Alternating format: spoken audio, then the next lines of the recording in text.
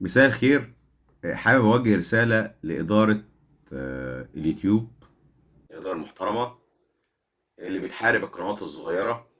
أنت قناتك كانت محققة ربح، ماشي، وتخطت ال 4000 ساعة مشاهدة، ودلوقتي حاليا معدية ال 3000، 3000 متابع.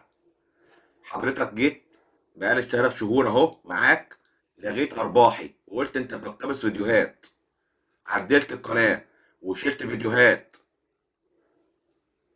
جيت عملت قلت اعمل فيديو وضح فيه الرؤيه، وضحت لك الرؤيه. انا بعمل فيديو ده على الملأ، على العام، للناس كلها. اليوتيوب مش عاوز كمنصه بتحارب الناس، او اللي هم ده ايه داخلين فيه. دلوقتي عدلت القناه وقلت لي مستنيين لحد يوم 15/9 حتى هبدا اقدم تاني طلب الارباح، والحمد لله في متابعين وفي مشاهدات على اليوتيوب. حضرتك كان عندي 4000، كان عندي اكتر من 5000 ساعه مشاهده. دلوقتي خليتهم لي، خليتهم 3000 وشويه.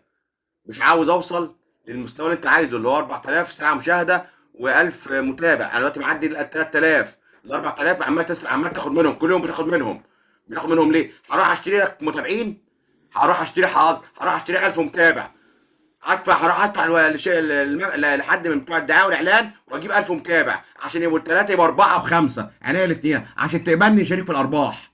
يا اداره اليوتيوب كفايه كده، ده ايه ده؟ عموما انا مش عايز حاجه من اليوتيوب، خليه منظره. في منصات تانية الحمد لله وصلنا عليها من اول شهر 10000 متابع و20000 متابع، وعدينا وخطيناها وكسبنا منها وبنتربح منها. في ايه بالظبط اداره اليوتيوب؟ انا بقول اهو، اداره اليوتيوب انا بتظلم منك. هسيب لك هسيب لكم رابط الصفحه، ويتمنى لو حد من اداره اليوتيوب يبص يخش على الفيديو ده يراجعه. اداره ظالمه. انا ليا اكتر من 5000 ساعه مشاهده، وانت دلوقتي بتاخد كل شويه بتنزل الساعات، وصلوا 3077. ليه كده؟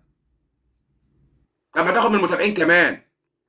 انت في ايه بالظبط؟ مش عايزني اقدم تاني في طلب الارباح؟ مش عايز منك ارباح، بس انا بقولها على الملأ اهو. انتوا ظلمه، انتوا يا اداره اليوتيوب ظلمه. في ايه بالظبط؟ مش عايزين تدوا حد ارباح؟ بتدوا، او لا، القنوات الكبيره بتدفع فلوس، بتشتري متابعين، بتشتري مشاهدات. انا معيش ادفع متابعين، اشتري متابعين، ولا اجيب متابعين، ولا اجيب مشاهدات، معيش. ومعيش ادفع ليكم.